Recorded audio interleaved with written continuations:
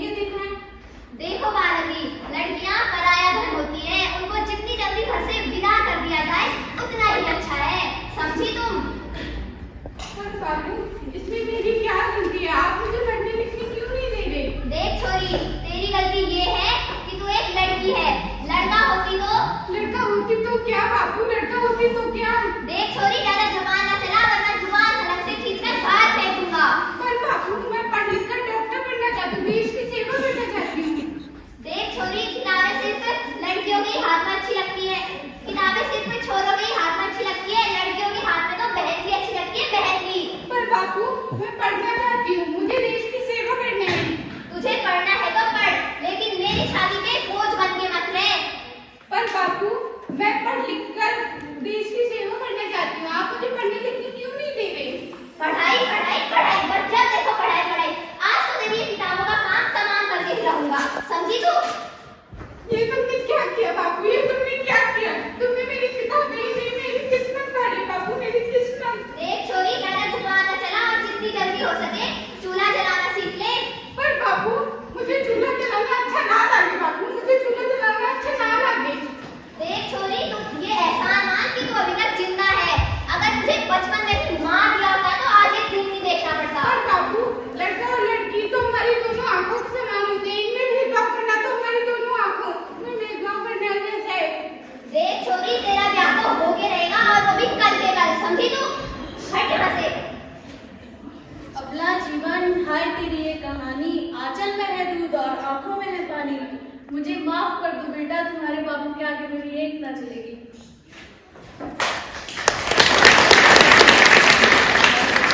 इस प्रकार आनंदी का विवाह मात्र 9 वर्ष की आयु में ही कुंवर राज जोशी से हो गया। बाल विवाह एक सामाजिक कुरीति है जिसका शिकार आनंदी को होना पड़ा। अब आनंदी 5 साल बाद 14 वर्ष की हो गई है तो उसने एक शिशु को जन्म दिया। देखते हैं आगे होता है क्या। ला ला ला ला ला ला ला। अरे देखिए तो, ये इसे क्या हो गया है? अरे इसका माथा तो अंगारों की तरह तप रहा है, इसको तो बहुत तेज बुखार है। आप भी ना कुछ भी बोलते हैं, दीजिए मुझे। Under her sleep mode, released by having key of the and casket. Anandi, ये तुम क्या कर रही हो? भगवान की विभूति लगा रही हूँ। पागल मत बनो आनंदी, ये सब अंधविश्वास है। अरे आप यकीन तो कीजिए, भगवान की कृपा से इसका माथा ठंडा हो रहा है और बुखार भी उतर रहा है ना बाबू? आंखें खोलो बेटा, आंखें खोलो। तुम्हारी माँ बुला रही है, देखिए ना क्या हो गया है इसे। आप चुप क्यों हैं? आनंदी, हमारा बेटा कभी आंखें नहीं खोलेगा। नहीं, ऐसा नहीं हो सकता। मेरा बेटा मुझसे कोई नहीं छीन सकता। दीजिए मुझे। पागल मत बनो आनंदी, माता।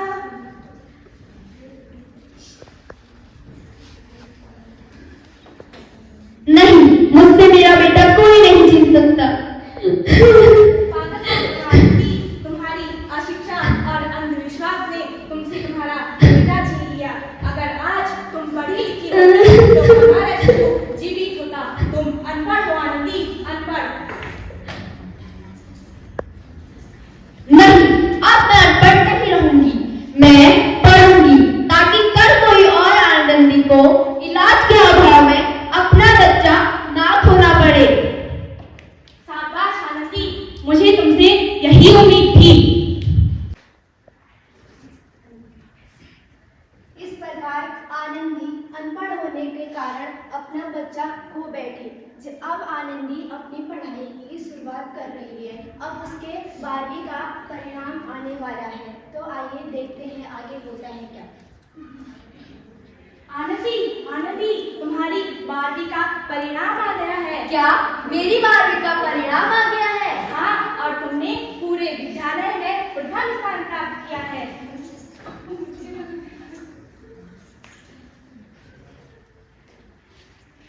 आनंदी, तुम अपनी कोशिश ऐसे ही जारी रखो। मैं अभी आता हूँ।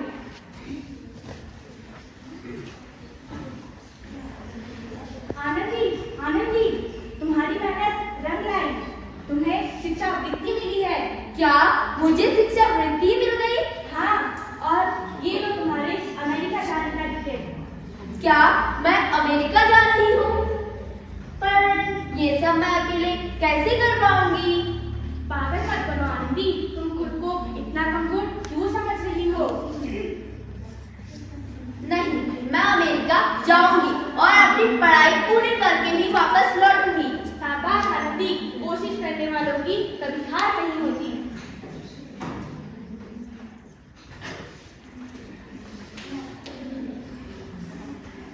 इस प्रकार आनंदी 7 अप्रैल 1883 में पेंसिल्वेनिया को रवाना हुई। 3 साल बाद आनंदी अपनी डॉक्टर ऑफ मेडिसिन की उपाधि प्राप्त कर लाई। और अब आनंदी के पिता की तबीयत बहुत खराब है। तो आइए आगे देखते हैं। मेरे जाने का समय आ गया है पार्वती, अब मैं नहीं बचूंगा। अरे नहीं भाई साहब, ऐसा मत कहिए। मैंने सुना है कि पास ही के सिटी अस्पताल में एक नया डॉक्टर आया है। उसने अमेरिका से पढ़ाई करी है। हम आपको वहीं दिखाएंगे। आप सही कह रहे हो भैया, कम से कम दिल को तसल्ली तो मिलेगी।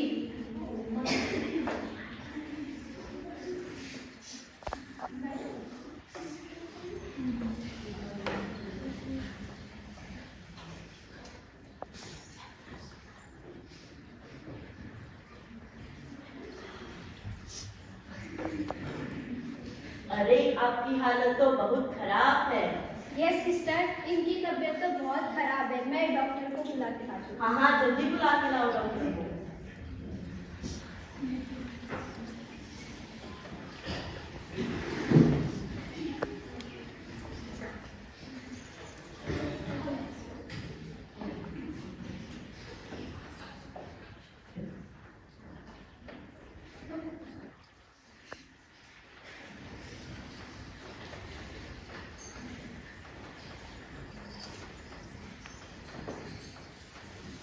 अब ये बिल्कुल ठीक है, आप इन्हें घर ले जा सकते हैं।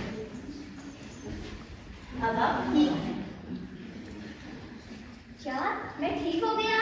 डॉक्टर साहब ने मुझे बचाया। कहाँ है डॉक्टर साहब? मुझे उनसे मिलना है। नहीं डॉक्टर साहब नहीं, डॉक्टर मैडम ने बचाया है तुम्हें। क्या डॉक्टर मैडम ने?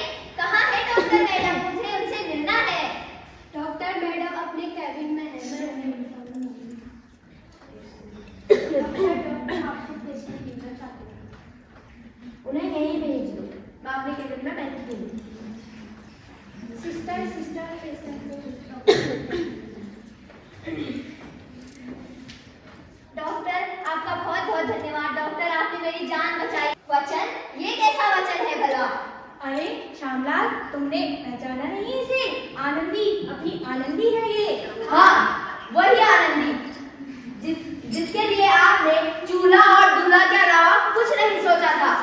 आनंदी मेरी बच्ची, मुझे माफ कर दे। मुझे माफ कर दे। मैं तेरा गुनहगार हूँ आनंदी, मुझे माफ कर दे। नहीं बापू, आपने तो आप तो चाहते थे मेरे हाथ पीले करके आप मेरी पूरी जिंदगी में काली भर देना चाहते थे।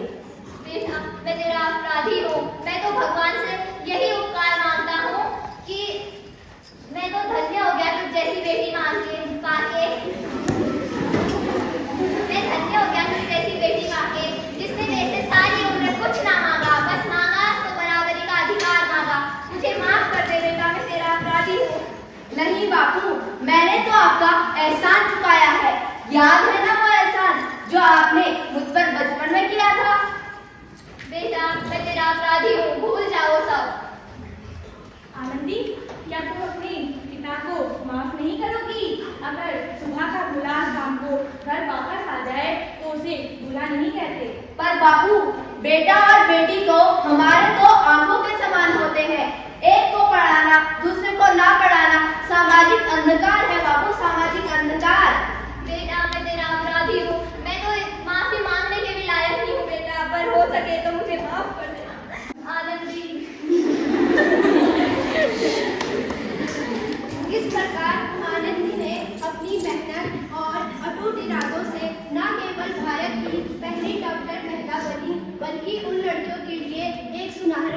दे गई जो अपने जीवन में कुछ करना चाहती